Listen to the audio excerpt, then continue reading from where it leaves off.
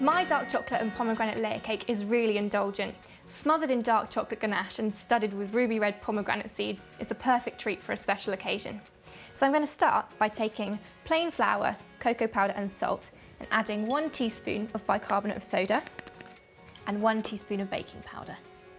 And then sieve that into a large bowl. So I'm going to put that to one side. And the next step is to make the wet mix. So I take the sugar and I'm going to be adding 2 eggs, one after the other. So I'm just going to mix that all in until it's a smooth paste, and then I'm going to be adding the oil. So now I've got a thick, pale yellow mixture.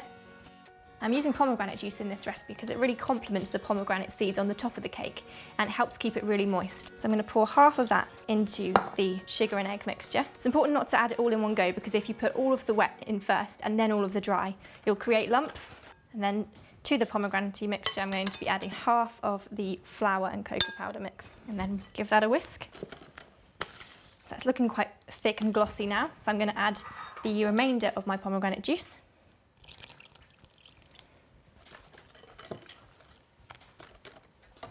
And then the rest of the flour and cocoa powder. It's starting to come together into a really thick chocolatey batter. And this is about the right consistency to be pouring into the tins. So what I normally do is just spoon 1 tablespoon into each tin at a time to make sure that you've got an even amount in each one. And then use the top of the spatula to even out the mixture in the tins. I'm going to put them into the oven at 180 degrees for 20 to 25 minutes.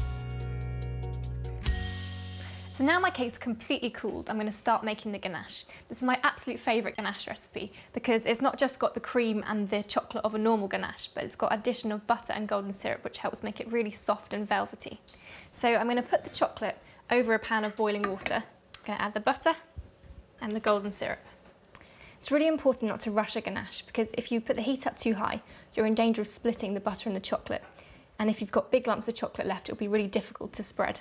So the consistency is perfect now, it's really smooth, so I'm going to take the bowl off the pan, being careful because it's hot, and then I'm going to mix in the cream, fold it in till it's all one uniform colour.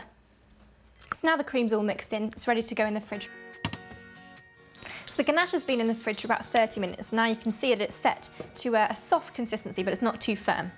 And what I'm going to do to it is I'm going to whip it. I think a whipped ganache gives a really nice finish to the outside of a cake. It will turn lighter in colour and it'll be really moussey. So now you can see it's a lovely light brown colour. So I'm going to use this to put in between the layers of cake and then crumb coat the whole thing and then cover with a final layer of ganache. So what I normally do to make it easy to make sure you don't use too much on one layer is split the ganache in the bowl, just divide it into 4 with a big cross in the middle. So I'm going to take the base layer of my cake and spoon 1/4 of the ganache into the centre of it. And then use a large palette knife to spread it right into the edges. I'm then going to repeat the ganache process, putting another 1/4 onto the top. It's important to have a thick ganache because when you put the second layer of cake on, you don't want all of the ganache to ooze out. And then I'm going to put the final layer of cake onto the top. The next thing I'm going to do is called the crumb coat. It's just a really thin layer of ganache which will cover the whole cake.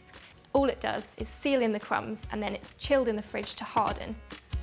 So the cake's been in the fridge for about 20 minutes to half an hour. So that means we can do the final layer of ganache over the cake. So I'm going to take a spoonful of the ganache and use a palette knife to just smooth it all over the top and sides of the cake. And then the final step is just to sprinkle little pomegranate seeds all over the top of the cake.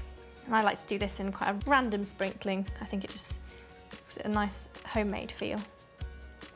So there you have it. The sweet tart flavour of the pomegranate blends perfectly with the rich chocolate ganache and chocolate cake. It's a great combination. Click the subscribe button for lots more baking recipes.